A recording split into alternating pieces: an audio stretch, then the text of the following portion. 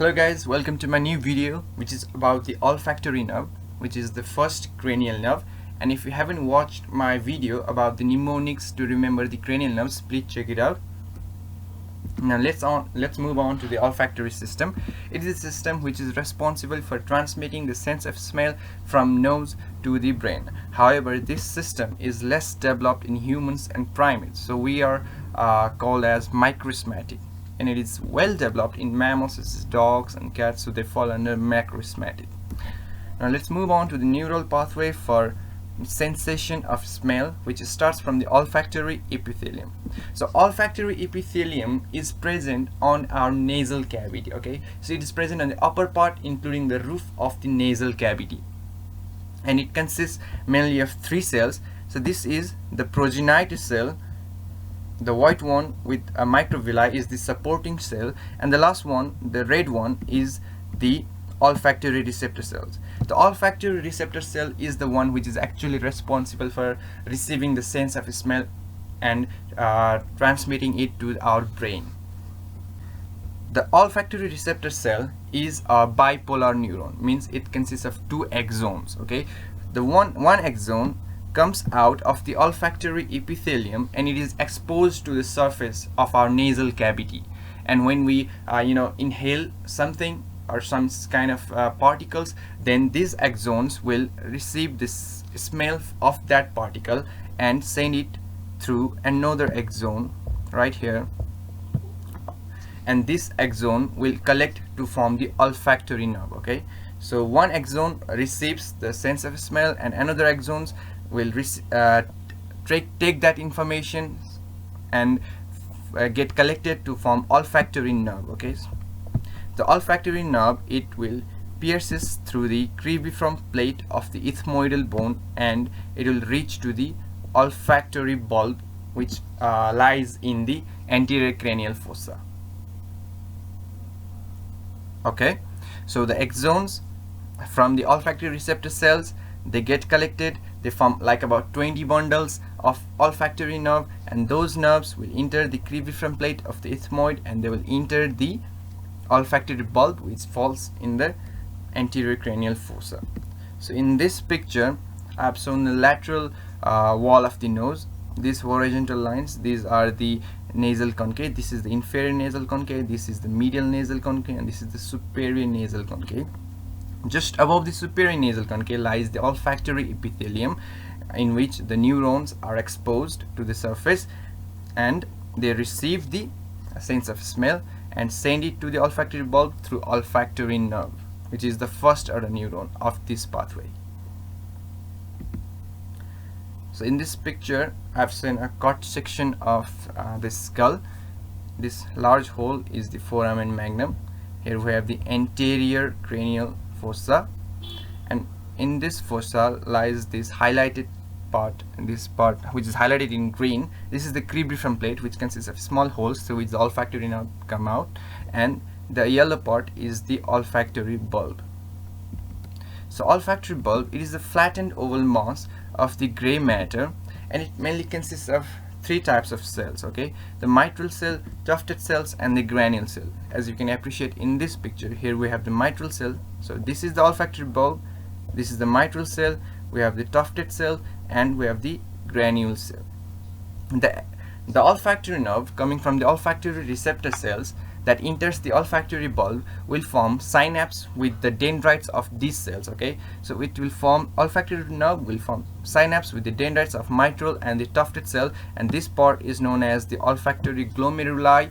Okay, and the axons of this mitral cell and the tufted cell will form a tract known as the olfactory tract. Okay, so this is the olfactory bulb right here, and its extension, which is formed by the axons of the mitral and the tufted cell, is the olfactory tract. So this one is the olfactory tract.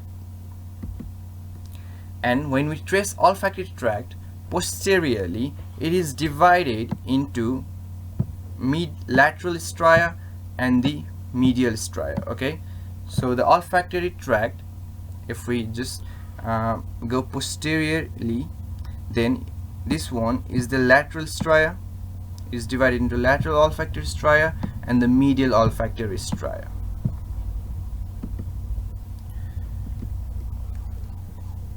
So lateral olfactory stria, which is this one, it is formed by the axons of the mitral cells.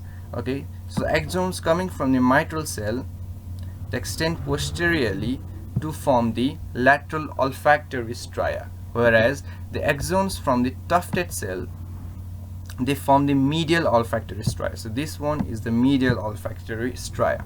Okay, so and some axons from the mitral cell, they just extend further from the point of bifurcation, and they will form an intermediate olfactory stria which will join the olfactory tubercle that is linked with the limbic system.